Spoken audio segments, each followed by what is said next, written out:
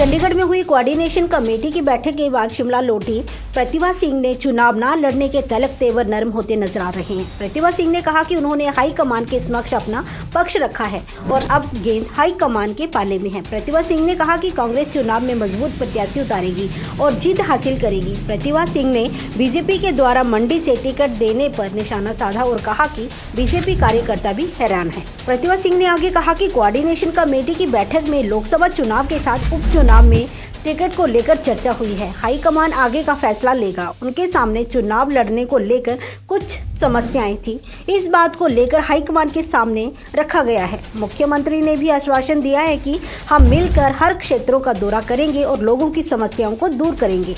आपदा में लोगों को राहत के साथ ओपीएस महिलाओं को 1500 रुपये दूध के दाम बढ़ाने का काम किया है। इन सभी चीज़ों को लेकर कांग्रेस चुनाव के मैदान में जाएगी। सरकार ने वादा किया है कि मिलजुल कर चुनाव लड़ा जाएगा। उन्होंने कहा कि 6 अप्रैल को दिल्ली में हाईकमान के साथ बैठक होगी जिसमें आगे की रणनीति तय की जाएगी। नूरपुर से विनय महाजन की रिपोर्ट, AMI न्यूज़ हिमाचल। पहले हम ये मान के चल रहे थे कि शायद जयराम जी भी हो सकते हैं, महेश्वर सिंह जी भी हो सकते हैं और भी इनके बीजेपी के शीर्ष नेतृत्व भी दावा कर रहे थे कि हम इलेक्शन लड़ेंगे।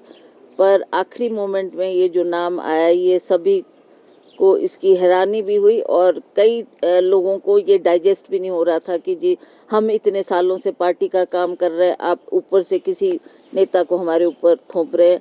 तो अब जो भी उनकी पार्टी के हाई कमांड ने डिसाइड किया वो ठीक है। She is in the field, we welcome. अब वो बीजेपी की तरफ से कैंडिडेट होगी और हम चाहेंगे कि कांग्रेस का भी सशक्त उम्मीदवार हो जो उसको आने वाले चुनाव में परास्त कर सके। और सीटों पे भी चर्चा हुई मैम, क्योंकि बाई इलेक्शन भी है, 6 उपचुनाव हैं और हाँ, उस पर भी चर्चा हुई, उस पर भी हमने बातचीत की और सभी से फीडबैक प्रभारी ने लिया है। कुछ नामों की भी चर्चा हुई कि ये भी हो सकता है, क्योंकि बाई इलेक्शन में हमारे कुछ नए नाम आने हैं। वो उन्होंने कहा कि हम डिटेल्ड रिपोर्ट एक दफ़ा जानकारी हासिल कर ले, इस पे जल्दबाजी ना करें, थोड़ा टाइम दिया जाए और हम सोच विचार के उन कैंडिडेट्स को फील्ड में उतारेंगे जो कांग्रेस की तरफ से सबसे मजबूत कैंडिडेट हैं। मैम सूचना है कि कुछ बड़े नेता भाजपा के जो है वो कांग्रेस में शामिल हो सकते हैं और कल चंडीगढ़ में जो है वो चर्चाएं भी हुई है।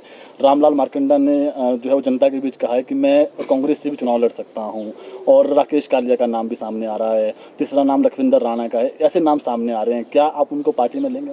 देखिए, मुझे तो ऐसा कोई आदेश नहीं हुआ है और ना ही पार्टी में उनको शामिल करने की कोई बात की गई है। ये बात जरूर है कि उनके विषय में लोगों ने अपने विचार रखे हैं। अब मैंने आपको कहा कि क्या हाईकमांड डिसाइड करती है और किसको वो आगे लाना चाहते हैं, that is for them to see. Ma'am, चुनाव से पहले कार्यकारी अध्यक्षों की नियुक्ति क्यों करनी पड़ी? नियुक्ति हुई है, वो भी MLAs में से ही है, पार्टी में से, संगठन में से नहीं हो पाई है। तो क्या लग रहा है क्यों मतलब पार्टी के लोगों को फिर भी तरजीह नहीं? चलो, है तो पार्टी के वर्कर ही है, ऐसी बात नहीं है, चाहे वो किसी भी पद पे बैठे हैं। ये जिम्मेवारी माननीय मुख्यमंत्री जी ने उनको दी है। तो मुझे लगता है कि पार्टी का जो ऑफिस है वो और सशक्त करने के लिए उन्होंने ये कदम उठाया। तो इसमें हमारा पूरा सहयोग उनके साथ रहेगा, हम मिलजुल के काम करेंगे। मैम, क्या मान के चलें, भाजपा ने अपने प्रत्याशी उतार दिए और शुरू भी कर दिया उन्होंने कैंपेन अपना, जो 4 टिकटें हैं कब तक फाइनल हो जाए, कितना समय? मोस्ट प्रॉब्ली बहुत जल्दी, मतलब 1 हफ्ते तक मैं कह सकती हूँ कि they will decide and high command उस पर फैसला लेगी। क्या मैम सीटिंग MLA में भी किसी को टिकट दिया जा सकता है लोकसभा का? इस पर भी आई डोंट थिंक सो कि हम अब उस स्थिति में है कि किसी सिटिंग MLA को टिकट दिया जाए, वो पॉसिबल नहीं है। तो इसीलिए कुछ ऐसे चेहरों की तलाश है जो पार्टी के सक्रिय कार्यकर्ता हो और जिनकी पहचान फील्ड में हो और जो अच्छा रिजल्ट दे पाए, तो उन चेहरों को लाया जाएगा। बीजेपी अभी भी कि कुछ लोग और आना चाहते हैं और लेकिन हम लेंगे 1 या 2 ही, जितनी उनको ज़रूरत है, और कह रहे हैं कि सरकार गिरेगी। आप किस तरह से रिएक्ट करना चाहेंगे? देखिए, आई डोंट नो, वो जाने बीजेपी किसको ला रहे किसको नहीं, मेरे को इसका ज्ञान ज़्यादा नहीं है। मैं तो अपनी पार्टी की बात कर सकती हूँ। What they are doing, that is not my concern. हमने अपनी पार्टी को सशक्त करना है, मजबूत करना है। हमने मैदान में अपने प्रत्याशी उतारने ताकि हम ये आने वाले चुनाव अच्छे मार्जिन से जीत सकें। मानते हैं सरकार को अब कोई खतरा है?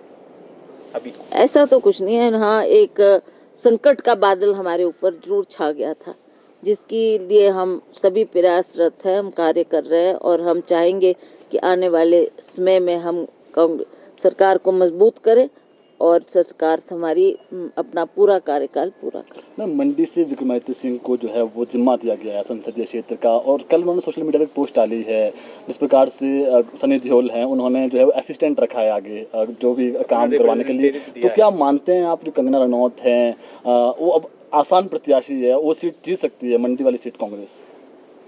क्यों नहीं, हमने काम किया है, हमने फील्ड में रहे हैं, हमने अपनी सांसद नीति बांटी है और हर क्षेत्र का दौरा किया है, लोगों की समस्याओं को दूर किया है। मैंने आपको कहा कि जो जो वायदे हमने मैनिफेस्टो में लोगों से किए उसको भी हमने पूरा करने का प्रयास किया। तो ऐसी बात नहीं है, कांग्रेस काफ़ी मजबूत है और हम मजबूती के साथ इस इलेक्शन को लड़ेंगे और अवश्य इसमें जीत हासिल करेंगे। ठीक है।